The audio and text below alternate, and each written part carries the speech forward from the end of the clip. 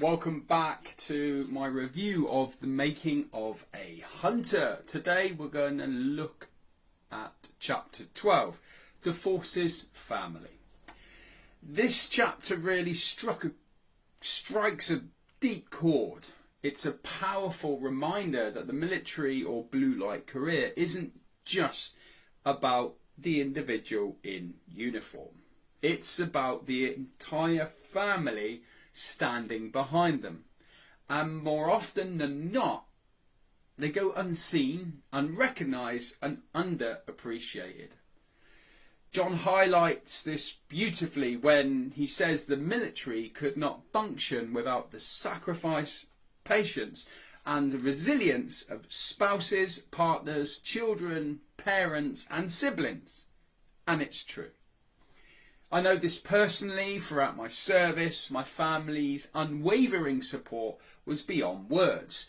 They moved without complaint, gave up careers, friendships and stable lifestyles, all so I could serve.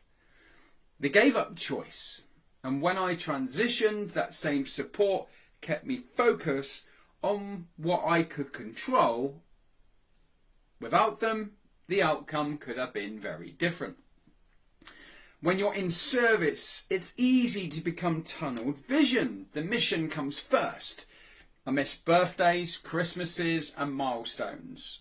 And I never stop to think about the emotional toil on those at home.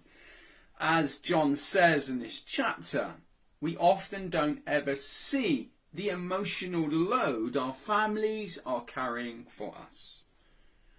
Reading John's reflections about Mandy and her journey through his career really made me stop and think. The reality is that military spouses are the bedrock of our success. They manage the house, the children, the moves and their own careers, or sacrifice them and stand firm when we are away for months. Yet businesses often undervalue these spouses. They fail to see the resilience, the adaptability and the leadership skills they bring. In my view, John rightly says the answer lies in creating better opportunities for spouses. Hybrid working, short-term contracts without penalties, branch transferability across the country. Companies need to realise that a military spouse could walk into their business and, thanks to years of adapting and overcoming, turn their hand to anything. We also cannot forget the children. John shares how frequent moves shaped his daughters, building resilience, yes, but also creating struggles with education, consistency and stability. I saw the same in families moving around me. Moving every 2 years isn't just packing a box. It's a complete restart, socially, emotionally and academically.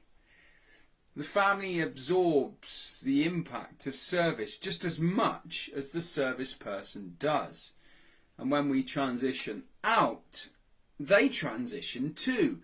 It's not just about helping the leaver, it's about helping the family as a whole. That's why I believe in providing coaching, mentoring, interview skills, CV and LinkedIn training for service leavers and their families. Everyone needs support to create their own future. And the story John shares from Rebecca brings this home perfectly. Rebecca's journey from RAF service to becoming a spouse, losing her career direction and then finding her way back into aviation shows it's never too late to redefine yourself. And it only takes someone to ask the right questions, guide you and remind you that you still have incredible value.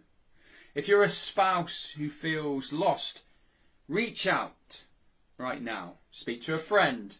Reflect on your values, what drives you. Ask yourself, what impact do you want to have? Look at sectors that fit who you are now, not who you were forced to be by circumstance. And use resources like the for FTG or any local support you can access.